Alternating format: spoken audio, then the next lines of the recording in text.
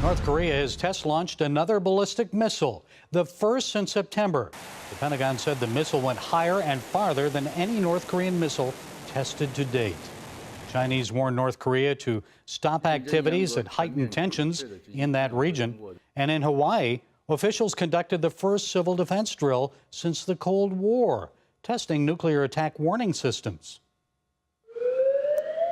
A possibility of attack today is very remote, but we do believe that it's important that we be proactive.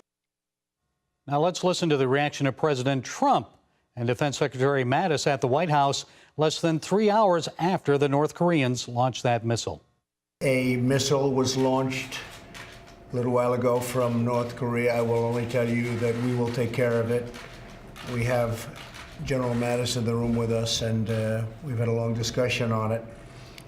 It is a situation that we will handle. It went higher, frankly, than any previous shot they've taken. It's a research and development effort on their part to continue building ballistic missiles that could threaten everywhere in the world, basically. Joining us now to discuss this development is CBN News national security correspondent Erik Rosales from Washington. Erik, what can you tell us about this one? It seemed that Mattis was a little more concerned this time. Oh, he certainly was concerned. You know, he actually said that this was a major threat, not only a major advancement for North Korea, but also a major threat not only to the United States, but the entire region in the Korean Peninsula and the world, for that fact, because, you know, having North Korea as being able to do these ICBM missiles and be able to launch these things, this is very dangerous. We're talking about a madman over there. You know, this missile went 2,800 miles into the air. That's 10 times higher than the International Space Station, and it lasted for about 45 to 50 minutes in the air. So, you know, if all they needed to do was just change the trajectory, and it could have hit right here in Washington, D.C. on the east coast of the continental U.S. Now, I know when the Pentagon announced it, you rushed right over there. What did they say about the reason that Kim Jong-un launched the missile this time? Well, they're saying that it actually has to do with just research, you know, research and development. With every single missile launch, he is learning more about missiles and things like that. As of right now, it takes 3 stages for a missile launch. You have the initial booster, the takeoff, and then you have the mid-flight, and then you have the re-entry. And he seemed to be able to master the booster and the mid-flight, and now he's working on the re-entry. You know, part of the missile actually did disintegrate as it hit the atmosphere back into the Earth's atmosphere, and that is good news for the United States.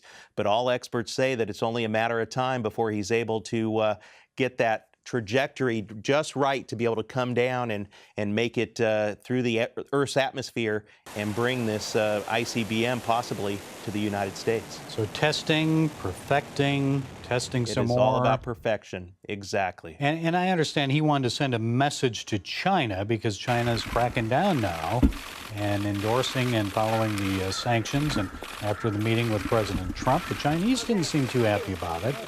No, basically saying he's causing the whole Korean Peninsula to be unstable. Well, the whole thing about this, Gary, is it's interesting. You know, he has to be getting this technology from somewhere. No way can he actually be doing this from a country, a rogue country that is starving as much as it is. You know, I know that he's taking as much money as he can away from his people, from the mouths of his people, and putting it towards this missile defense program, but at the same time, he has to be getting the technology help either from Iran or from Russia or even from China, maybe underground type of thing. Yeah, through the black market, maybe. Exactly. Now, while Mattis and the president seem quite concerned, Erik, nothing they've done so far has seemed to stop Kim Jong-un from testing. Why is that? Well, I tell you what, it's like, you know, we're not dealing with a sane man. You know, when you think about all the other leaders in the world that we've had missile defense talks with and things like that, we're dealing with people who are worried about their own people and protecting their own country. This is a guy who is willing to just starve his own people, put his own people in prison for even in believing in the name of Jesus and believing in the name of God. You know, he would rather have them sit and starve and die. And I just can't believe that these people are so brainwashed that they are not going to have some sort of a coup or rise up and take him out of power. But as you heard from the president, we are ready. We do have plans in the works to take him out. Well, I think that people don't respond otherwise is because they risk death and imprisonment. And we saw them applauding this missile launch in Pyongyang. But I think they do that because they're worried about their own safety.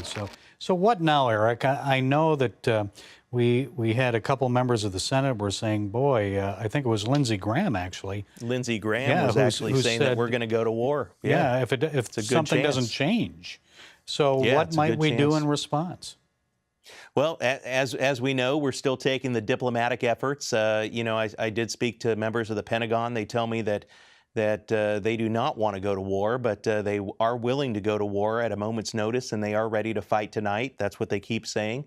But you know, I tell you what, Lindsey Graham, he kind of spelled it out there that we cannot let this guy continue with having missile abilities and nuclear missile abilities and be able to put the threat on the United States and continue with his leadership. We're going to have to either, you know, the United Nations Security Council, they're having an emergency meeting trying to figure out what exactly is going to be the next step because sanctions aren't working. You know, we're already cutting him off from many of the imports that are coming into the country. From sources there, I'm hearing that gas lines are long, people are running out of gas, people are starving to death. But at the same time, he's not stopping this ballistic missile program of his, and it's going to come to the point where we're going to have to step up. And I possibly believe with Lindsey Graham that we're going to have to do something. Yeah. Well, I'm sure you'll keep us on top of it. And Eric, you got it, Gary. A lot to pray about, isn't there? Yes, certainly a lot to pray about in the coming days. Yes, in the coming months. Thanks for your insights.